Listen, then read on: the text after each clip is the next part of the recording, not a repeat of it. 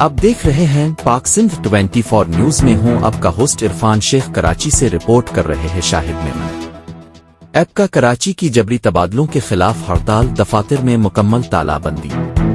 अल पाकिस्तान कलरक्स एसोसी ऐशेन कराची ड्वीजन शहीद मुराद अली चाचड़ ग्रुप की जानिब से महकमा तालीम कराची में जबरी तबादलों के खिलाफ कलम छोड़ हड़ताल की गई, जिसके नतीजे में कराची के तमाम अज़लाዕ के दफातर मुकम्मल तौर पर बंद कर दिए गए।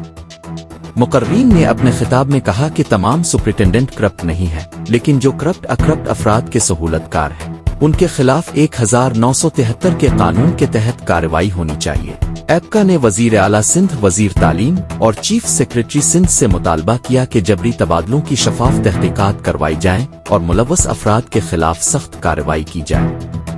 एसोसी ऐशेन ने जोर दिया कि फौरी तौर पर उन तबादलों को रोका जाए ताकि मुतासरा मुलाजमीन को मजीद मुश्किलात का सामना न करना पड़े।